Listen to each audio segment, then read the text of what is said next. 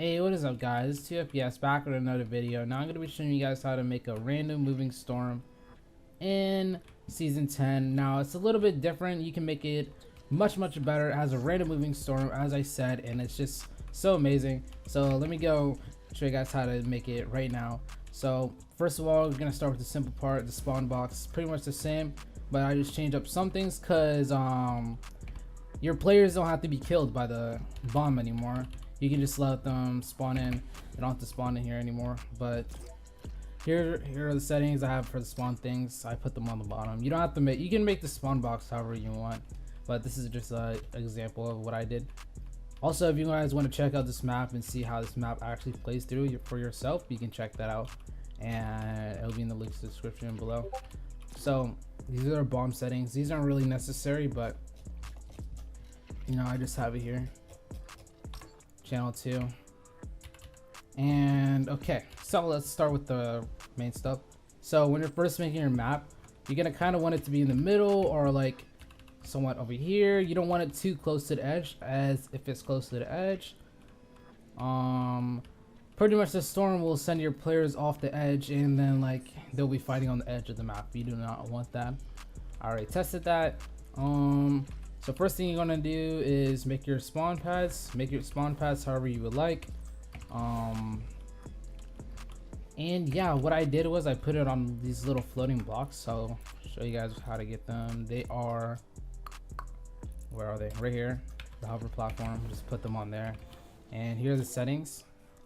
Notice that this is primary and uses island starters off. Notice that. And as you see here, there are borders blocking people in so they can just build their little box that are one by one. It is too high. Also, I didn't want them to be 3 high, because if there's 3 high, then people will just start freaking 90 up and build a whole freaking big old peen base, and we don't want that. So that's that. And let's get into the storm. So when you're doing the settings for the storm, make sure that the controller has these settings. The things you can change are this, the phase, changes to how big your area, your storm area is going to be.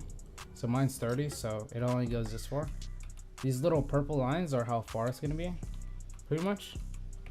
And what else can you change? You can change the delay, but that's your choice. I recommend it keeping keeping it as none. And these you can mess with on your own. These don't really do too much, and it really depends what you're making. So this is just this is the version that everyone's gonna be using. You don't even need to learn other stuff. So first of all, you're gonna need to set phase 1. So these are the settings I use for phase 1, and I found that these are near damn perfect. These are pretty perfect settings.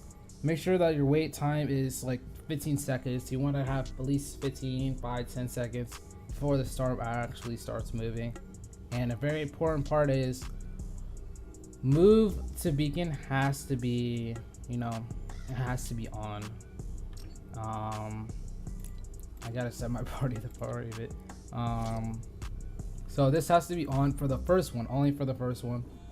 And you can pretty much mess with these settings. And yeah, this is pretty much, this is how fast the storm moves. If you put it to freaking 50 or 100, it's gonna move so fast that people won't even be able to catch up or anything, and that would be very bad. So dang, someone just joined. So there's that. Then here's phase 2. Pretty much these are near the same settings. I just made it smaller. The wait time, I moved it to like 5 seconds. You can do 5 or 10. Any more than that is your choice, really. But yeah, this is how long the storm pauses. You can't make it 0 seconds for some reason, because Epic likes to limit you, but this is still good. Also, same with this, you can't make it any less. But 30 seconds is pretty good. And damage is 10%, because people were, when I had it at 2%, people were just like storm pushing and staying the storm, because only does 2 damage. That is not cool. No one likes that. So so I made it 10 for everything. Now you see here, I started making them move randomly throughout the whole map, and voila, like that. And pretty much all I did was I grabbed this and copied it down, and as you see, the same settings pretty much. Again, make this simple for yourself. And now I just changed it, and as I changed it, I kind of like cut it in half also. And well, you can't like cut it in half perfectly, like there's no 15, but yeah, because like if I set it to max was, if the max was 20, it would be way too fast for people to even catch up, so I had to like move it down even farther. But this is just perfect too. And yeah, I suggest like copying my settings and doing the math by yourself, and pretty much just multiplying stuff. Like just use some common sense. Like if your end radius is say 20, and double it up, you know, a few. And yeah, just pretty much use your head overall. And as you see, I copied it down. I changed this a little bit though, and look, I was using my head. I doubled this. Since I changed this, the resize time to 1 minute, I double it.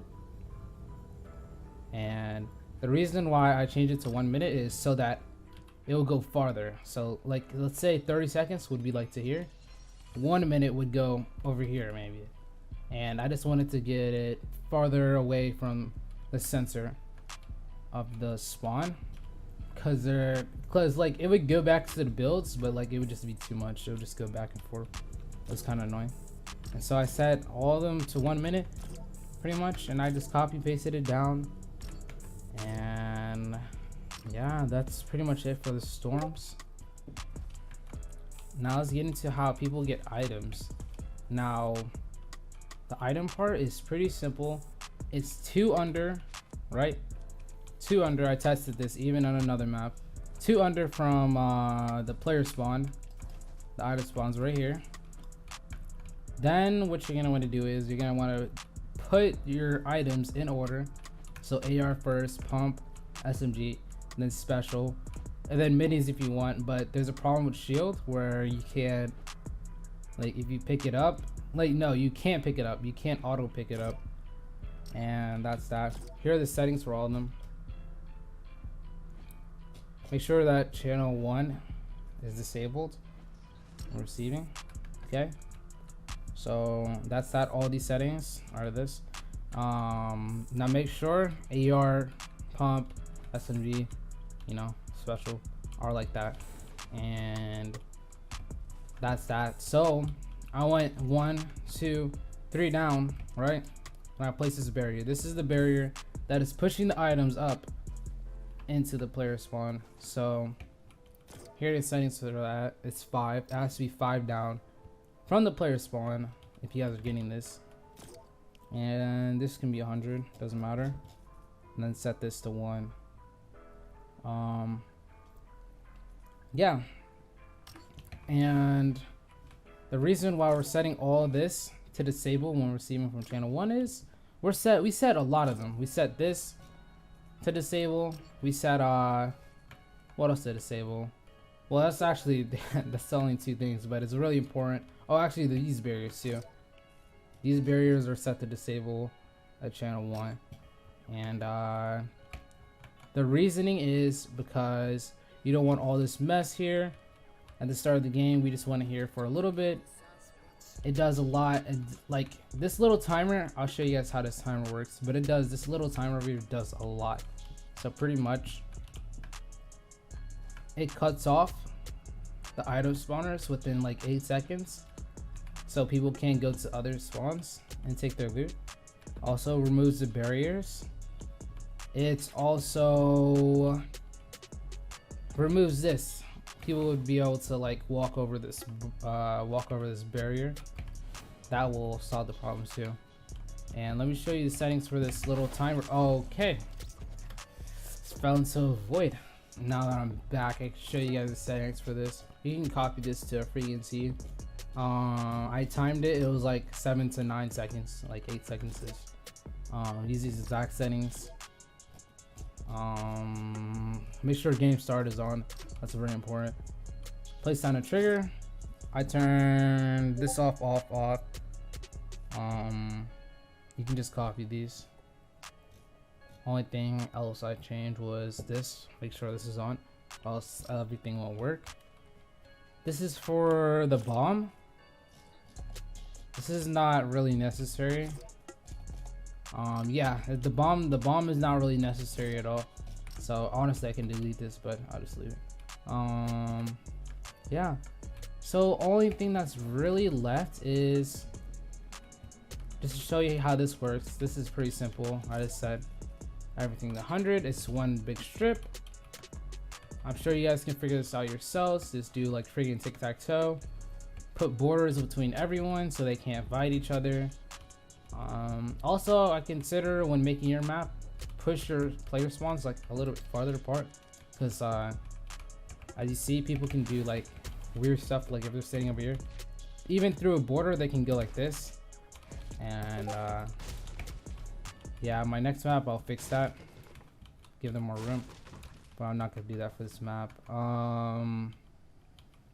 So yeah, the last thing is really this. All I did was I gave them minis, ammo, you know, wood, and I think that's really it. Oh yeah, they're trapping campfires. I learned that people get mad if you don't add that. Yeah. Also, you could add a blue AR. What I did is, for one time, I added an AR, and then what I did was, what's it called? I only dropped shotguns, SMG, and a special item, so I didn't have to drop an AR in all of these slots. But I decided to, you know, spend the extra time and drop them in. And I think that's really it of this map. Hope you guys enjoyed. This is what I call, you know, under the grill, the freaking zone wars, storm wars, whatever you like to call it. And yeah, this is really so simple. It's so amazing that Epic added this, even though it has a few bugs and a few stuff you can do that they limit you to do. It's still really amazing. And yeah, hope you guys enjoy. Deuces.